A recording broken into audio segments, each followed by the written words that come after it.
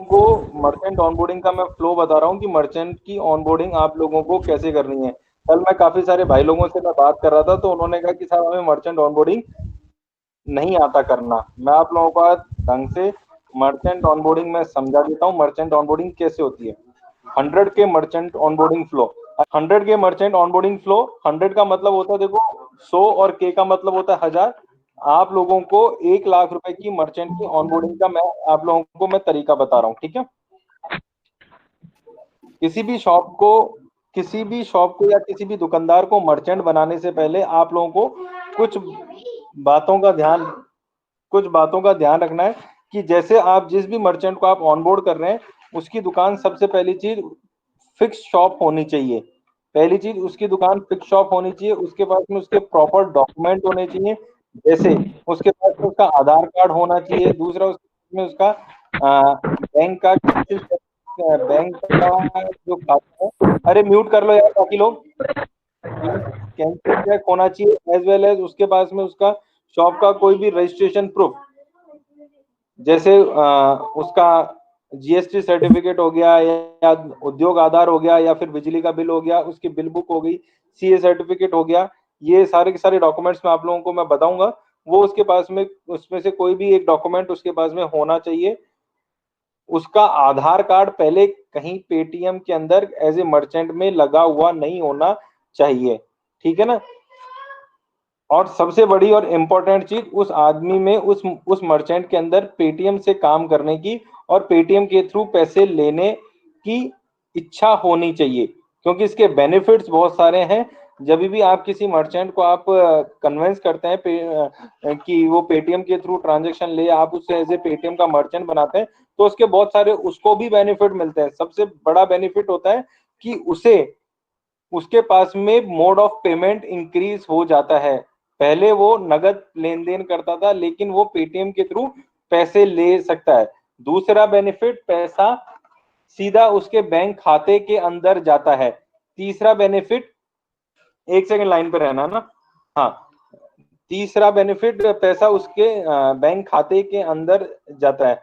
चौथा benefit, company उसे भी अगर वो पेटीएम के थ्रू अगर कुछ ना कुछ ट्रांजेक्शन लेता है, पेटीएम के थ्रू अगर वो पैसा लेता है तो कंपनी उससे उसके लिए भी कुछ ना कुछ ऑफर्स निकालती रहती है, ठीक है ना। तो इसलिए उस मर्चेंट का भी वह मर्चेंट जिसे आप ऑनबोर्ड कर रहे हो वो भी पेटीएम के थ्रू पैसे लेने का इच्छुक होना चाहिए।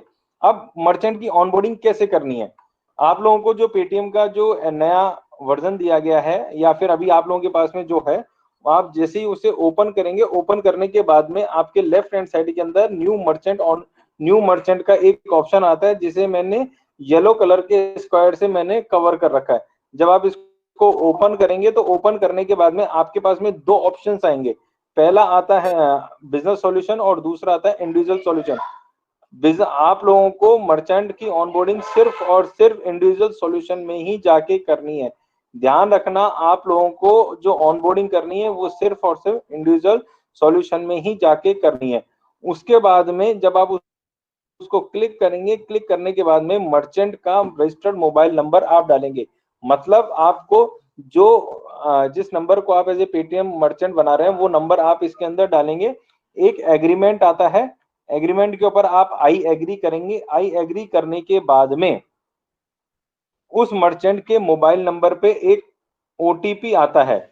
आप वो ओटीपी उससे लेंगे और इसके अंदर वो ओटीपी डालेंगे। आप वो ओटीपी डालेंगे, ओटीपी करने के बाद में आप नीचे प्रोसीड लिखा था, प्रोसीड करेंगे।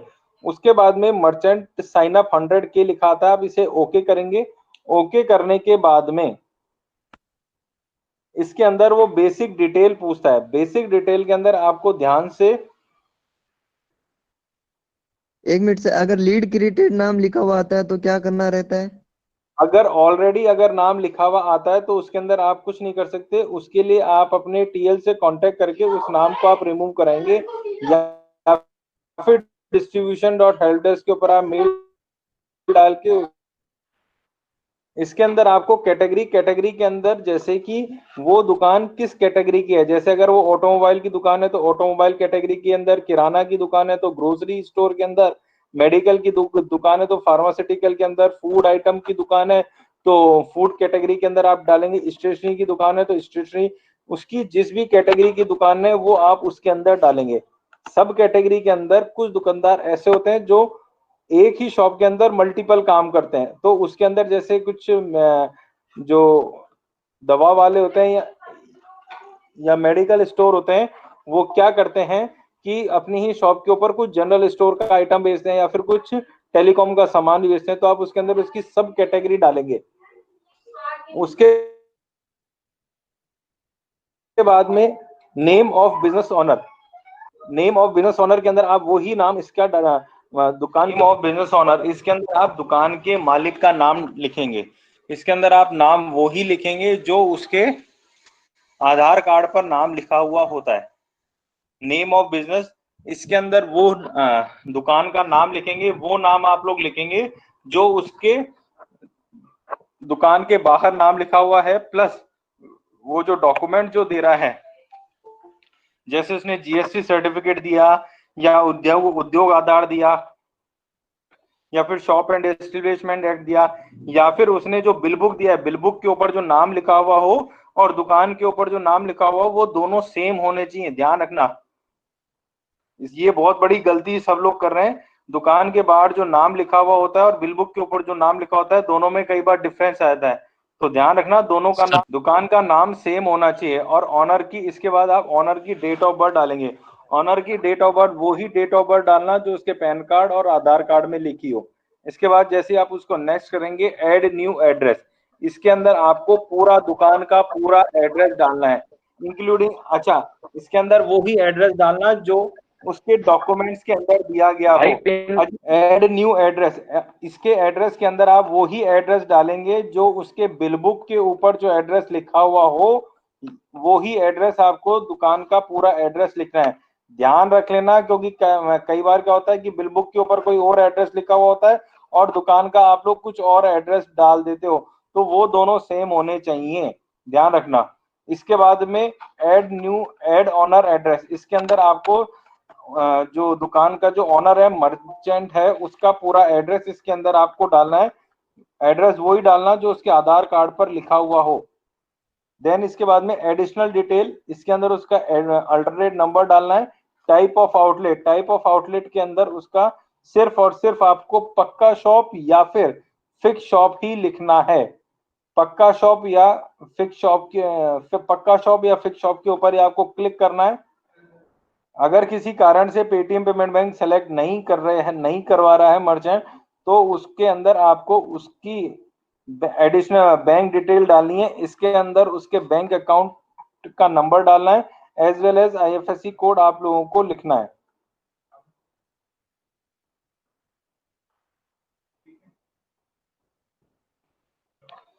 देन उसके बाद में click QR code standee photo, आप लोगों को जो क्यूआर कोड दिए गए हैं उसे आपको स्टैंडी के ऊपर बड़े सावधानी से लगा चिपका करके और उस स्टैंडी को मर्चेंट के मेन कैश काउंटर के ऊपर रखकर, मेन कैश काउंटर के ऊपर रखकर तकरीबन 1.5 से 2 फीट की दूरी से आप लोगों को उसका फोटो लेना है, ताकि पीछे का कुछ बैकग्राउंड भी नजर आए। ये मैं आप लोगों को इसलिए मैं बोल रहा हूँ क्योंकि कई बार क्या होता है, हम बिल्कुल जूम करके बिल्कुल पास में से हम क्यूआर कोड की फोटो लेते हैं, जिसके कारण वो रिजेक्ट हो जाता है।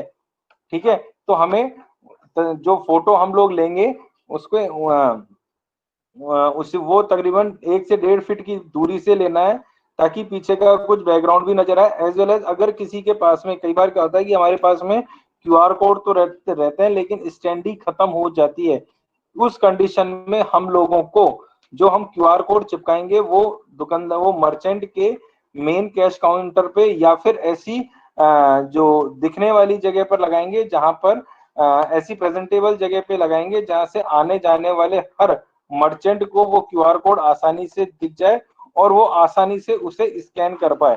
सेम हमें उसे 1.5 से 2 फीट, 1 से 1.5 फीट की दूरी से ही हम लोगों को उसका फोटो लेना है। देन जब हम उसे नेक्स्ट करेंगे तो click Paytm accepted here sticker photo हम लोगों को लगानी है। Paytm accepted here sticker photo का मतलब ये हमें लगानी है, ये हमें सेम उसी ही जगह पर लगानी है ऐसी ही जगह पर लगानी है जहां पर हर आने जाने वाले व्यक्ति को ये पेटीएम एक्सेप्टेड हेयर दिखे, ताकि यह इस चीज का प्रचार भी हो कि हाँ साहब ये दुकानदार पेटीएम के थ्रू पैसे लेता है। और हमें ये स्टिकर जमीन से तकरीबन 4 से 4.5 फीट की ऊंचाई से लगाना है, ताकि हर आने जाने वाले व्यक्ति को दिखे, इसकी प्रेजेंस अच्छी हो। प्लस हम जो इसका जो फोटो लेंगे वो सेम 1.5 से 2 फीट की दूरी से लेंगे, ताकि पीछे का कुछ बैकग्राउंड भी नजर आए। देन उसके बाद में click shop front photo fix shop. हम फिक्स शॉप पे जिसे हम ऑनबोर्ड कर रहे हैं उसका हमें दुकान का फोटो लेना है। ये हम फोटो तकरीबन दुकान से 4 से 4.5 फीट की दूरी से लेंगे, ताकि पूरी दुकान के साथ में, पूरी दुकान जो ओपन दुकान है उसके साथ में ऊपर जो उसका जो नाम लिखा हुआ आता है वो भी हमें उस फोटो के अंदर आए। प्लस दूसरा, अगर कोई साइन बोर्ड लगा हुआ है तो भी वो भी उस फोटो के अंदर आना चाहिए। जैसे कि ये बेकर्स स्ट्रीट लिखा हुआ है, ये बिल्कुल सही तरीके से फोटो ली गई है। इसके अंदर देखिए पूरी ओपन दुकान भी नजर आ रही है, साथ में ऊपर जो इसका बोर्ड लगा हुआ है या फिर वो भी इसके अंदर नजर आ रहा है। इसने जो फोटो ली है बिल्कुल सही तरीके से फोटो ली है, हमें इसी तरह से फोटो लेना है।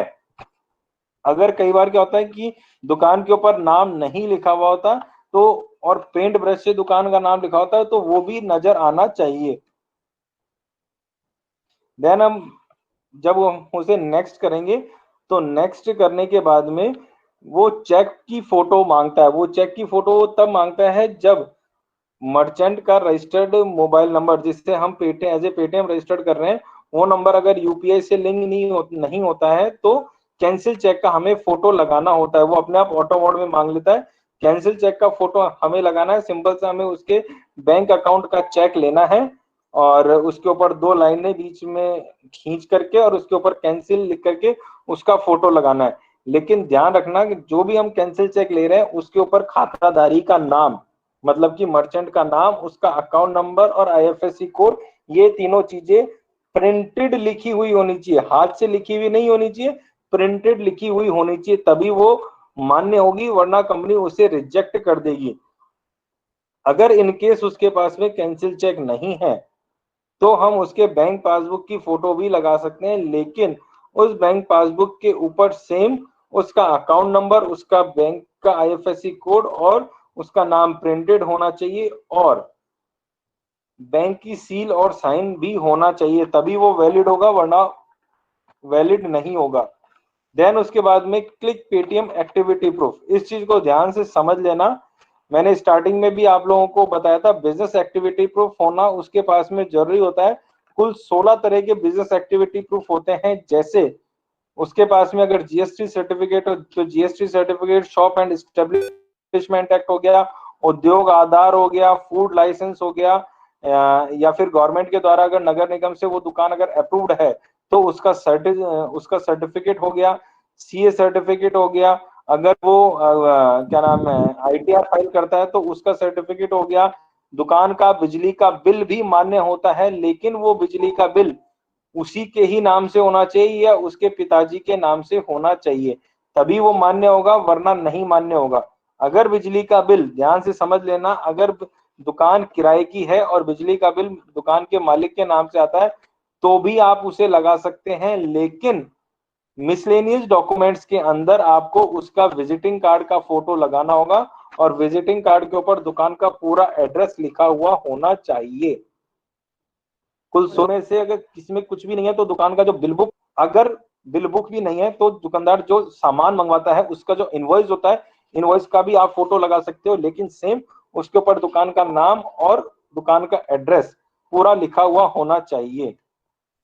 इसके बाद में क्लिक आधार कार्ड फोटो पीओआई। इसके अंदर आपको दुकानदार जो मर्चेंट होता है उसके आधार कार्ड के ऊपर आधार नंबर लिखा हुआ जरूरी होना चाहिए। 100 के मर्चेंट ऑनबोर्डिंग डॉक्यूमेंट्स की लिस्ट के डॉक्यूमेंट क्या क्या इंपॉर्टेंट डॉक्यूमेंट होते हैं, चाहे आप इस स्लाइड की फोटो ले लीजिए।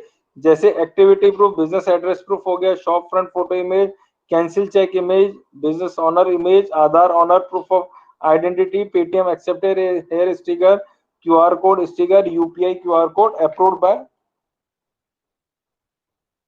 मैंने आप लोगों को बताया था बिजनेस एड्रेस प्रूफ के अंदर 16 तरह के डॉक्यूमेंट्स होते हैं जिन्हें हम वैलिड मानते हैं, जैसे जीएसटी सर्टिफिकेट हो गया, ITR with BP income more than 1 lakh rupees, utility bill of shop, food licence, shop and establishment act registration, business card loan from bank, registration certificate, drug licence from central state, अगर किसी की pharmaceutical की दुकान है तो आप drug licence भी लगा सकते हैं, municipal corporation certificate, rent agreement, CA certificate, professional tax registration certificate, intimation retention letter, printed bill book, CSC e Mitra certificate and bill book. दुकान का बिल बुक का भी आप फोटो लगा सकते हैं। ये कुछ डॉक्यूमेंट्स हैं जिन्हें हम सैंपल सर्टिफिकेट हैं जो मैं आप लोगों को बता रहा हूँ। एफएसआई का सर्टिफिकेट इस तरह का होता है, उद्योग आधार इस तरह का डॉक्यूमेंट होता है। कई बार क्या होता है, कुछ शॉप होती हैं जैसे बार्बर शॉप हो गई या फिर पार्लर हो गई और या बेकरी शॉप हो गई, ये किसी इंडिविजुअल ऑर्गेनाइजेशन से ट्रेनिंग लेकर के आते हैं और उसका सर्टिफिकेट अपनी दुकान पर लगा करके रखते हैं। तो कुछ पीएसए भाई क्या करते हैं, इन ये जो इस तरह के जो सर्टिफिकेट होते हैं बिजनेस प्रूफ के अंदर इस तरह के सर्टिफिकेट लगा देते हैं। ध्यान रखना, इस तरह के सर्टिफिकेट वैलिड नहीं होते हैं, वो रिजेक्ट हो जाते हैं। बिजनेस सर्टिफिकेट वही सर्टिफिकेट मान्य होगा जो भारत सरकार या भारत सरकार के किसी संस्थान के द्वारा दिया गया होगा। ठीक है। बिजली का बिल जो आप लगा रहे हैं वो 6 महीने से ज्यादा पुराना नहीं होना चाहिए। ठीक है। बिल बुक इस तरह की बिल बुक होती है और उसके ऊपर देखिए पूरा एड्रेस भी लिखा हुआ है, कुमावत हार्डवेयर ट्रेडर्स, और पूरा एड्रेस लिखा हुआ है दुकान का। मैंने आपको बताया था नगर पालिका, नगर निगम या म्युनिसिपल कॉर्पोरेशन के द्वारा दिया गया सर्टिफिकेट भी मान्य होता है। एज वेल एज गांव के अंदर कुछ जगह पे ग्राम पंचायत या ग्राम परिषद भी अपना कुछ सर्टिफिकेट देती हैं, वो सर्टिफिकेट भी मान्य होता है। जैसे ये रैंकपो नगर पंचायत समिति का दिया हुआ सर्टिफिकेट है।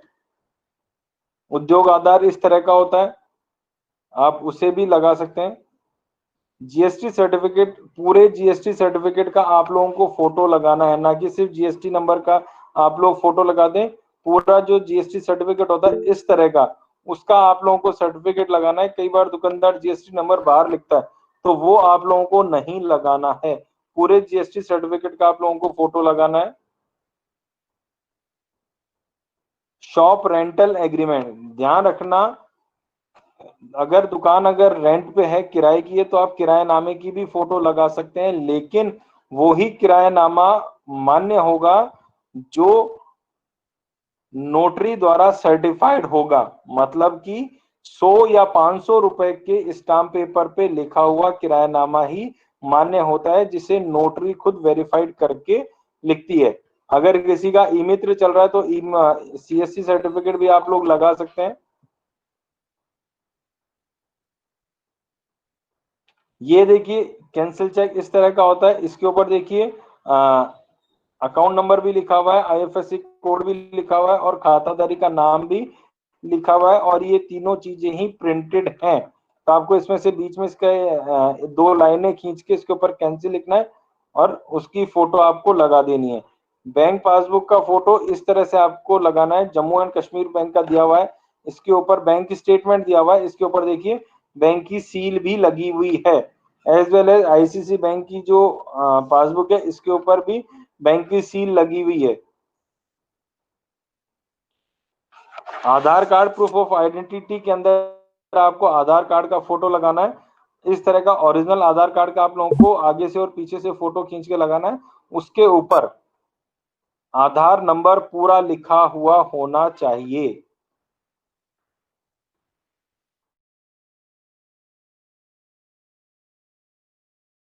केवाईसी आधार कार्ड उससे इतना फर्क नहीं पड़ता। मेन चीज होती है कि भाई जो आधार कार्ड उसके फोन से लिंक है, उस मर्चेंट के पास जाते हो, वो मर्चेंट क्या करता है, पहले मर्चेंट ने क्या किया होगा, अपने उस आधार कार्ड को यूज करके पहले ही दूसरे नंबर पे मर्चेंट बनवा लिया होगा। ठीक है, अब फिर वो क्या करता है, दोबारा दूसरे उसी आधार कार्ड को यूज करके दूसरे नंबर पे मर्चेंट बनवाते हैं, तो उसमें एरर आती है, ये आधार कार्ड दूसरे नंबर से लिंक हो रखा है। तो मतलब कि ऐसे मर्चेंट को हमें नहीं बनाना है मर्चेंट। नहीं सर, ऐसा कोई इशू नहीं है ना कि उसके आधार कार्ड के अंदर मोबाइल नंबर लिंक होने चाहिए? नहीं नहीं, आधार कार्ड से तो मोबाइल नंबर लिंक होना ही चाहिए ना। आधार कार्ड से भी लिंक आधार होना कार्ड। चाहिए, और उस आधार कार्ड का यूज ना पहले पेटीएम के मर्चेंट बनने में यूज नहीं हुआ होना चाहिए। हाँ चाहे वो तो तो समझ गए सर, पर अगर बाय द वे आधार के अंदर सर बहुत से ऐसे पर्सन या मर्चेंट्स हैं जिनके आधार के अंदर मोबाइल नंबर लिंक नहीं है, हाँ तो कोई दिक्कत नहीं है, आधार तो से लिंक उस कंडीशन चल जाएगा, चल जाएगा। आधार चल से जाएगा। बाकी आधार से लिंक होते हैं यार। और बाकी नहीं है, आधार से लिंक नहीं है, और वो विदाउट नंबर लिंक वाला आधार कार्ड है तो भी बना सकते हो। Okay sir. हाँ। तो सर इस चीज का अपने को कब तक पता चल जाता है ये रिजेक्ट हुआ है या फिर अपना अप्रूव हो चुका है? यार ऐसा है कि देखो, उसका टाइमिंग ऐसा नहीं है कि आधा घंटा, 1 घंटा, 2 घंटे भी लग जाते हैं कई बार। क्या होता है कि टीम अच्छा। के ऊपर टीम बैठती है, अपने जैसे ही लोग बैठते हैं, और उन लोगों के पास एकदम एकदम पूरे इंडिया में काम होता है, तो पूरे इंडिया की एमआईडी जाती है, और वन बाय वन वो असाइन होती है। जैसे मुझे हो गई, जैसे मुझे होता नहीं है, मैं एक एग्जांपल दे रहा हूँ। जैसे तुम लोग बैठे होते हो तो तुम्हें एक लीड असाइन होगी कि भाई चेक करो कि क्या दिक्कत है। ऐसे वन बाय वन लोगों को असाइन होती है, तो वो अपने टाइम के अकॉर्डिंग कर देते हैं। ऐसा कोई टाइम फिक्स नहीं है। ओके। एक नंबर से अपन 2 मर्चेंट बना सकते हैं क्या? मतलब एक के डेयरी का और एक के वाइन शॉप, और दोनों के एक ही मालिक को, क्या है उसका सर? भाई वही तो बता रहा था मैं अभी, कि एक आधार कार्ड से एक बार मर्चेंट बन सकता है एक नंबर पे, दोबारा बनाने जाओगे नहीं बनेगा। PSNet के अंदर रिविजिट ऑप्शन क्यों नहीं शो हो रहा है सर अभी? तो रिविजिट आप मर्चेंट तो बनाओ भाई, इस वीक में अगर आप 10 मर्चेंट बना लोगे सक्सेसफुल, तो आपको वो भी शो होने लग बाय द वे कोई मर्चेंट रिजेक्ट होता है तो जो उधर मटेरियल लगा है वो कोई काम का नहीं हुआ उधर फिर? जाएगा। नहीं नहीं, देखो अगर चेकबुक से अगर कोई मर्चेंट बनाते हो आप, ठीक है, चेकबुक का यूज करके, तो उसकी जो लिमिट होती है मर्चेंट की, वो होती है 100 रुपए की। वो 100 रुपए तक का पेमेंट एक्सेप्ट कर सकता है रोजाना। अगर आपने उसका यूपीआई से लिंक करके मर्चेंट बनाया है, तो वो रोजाना 30 से 40 हजार रुपए पेमेंट एक्सेप्ट कर सकता है। तो मतलब काम का होता है मटेरियल, क्योंकि रिजेक्शन सोल्व हो सकता है ना।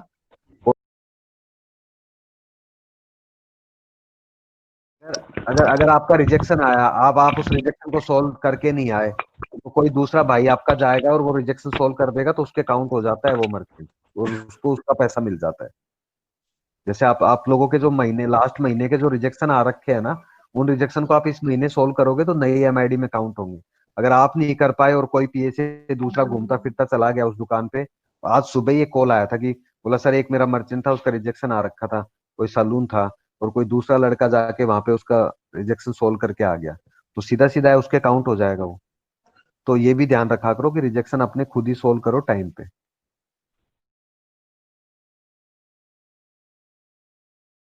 लीड क्रिएटेड आ जाता है सर, उसमें क्या करना है?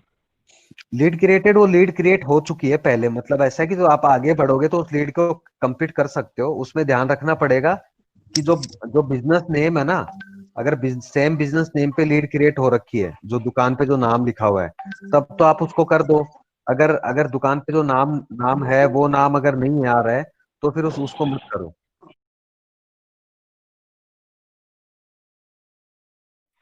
अजीत सर। हम्म। सर ऐप के अंदर तो PSA किट दिखा रहा है डिलीवर्ड, तो सर अभी डिलीवर तो हो ही नहीं है यहाँ पे हमारे पास। ना ना, वो उसको इग्नोर करो यार, वो डिलीवर्ड वाला किट का नहीं है वो। जब तुम्हारा रजिस्ट्रेशन होता है ना, वो रजिस्ट्रेशन कंफर्मेशन का आता है वो, कि पेमेंट कंफर्म हो गया अच्छा। ना। उसको इग्नोर करो, वो अभी चेंजेस हो जाएगा, वो कंफ्यूज करता है और ना। किट कब तक डिलीवर होगी सर फिर? कब हुआ था रजिस्ट्रेशन? 29 तारीख को किया था सर।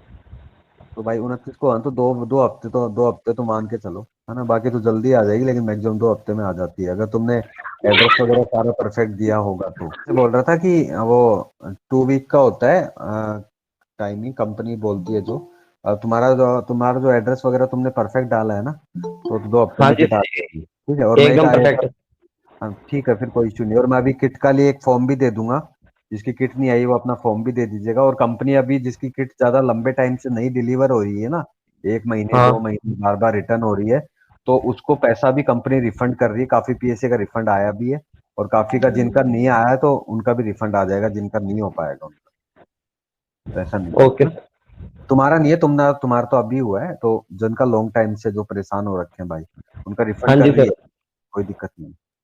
जून के अंदर जिसका रजिस्ट्रेशन हुआ है उसका तो बैग और आईडी कार्ड दोनों चीजें आ जाएंगी, नहीं आई है तो जी थोड़ा वेट कर लो, आ जाएगी। और जिनका जुलाई से 1 जुलाई से जिसका रजिस्ट्रेशन हुआ है उसको बैग और आई कार्ड नहीं मिलेगा, आपके पीएसए ऐप के अंदर आई कार्ड आपका दिखाने लग गया है अभी।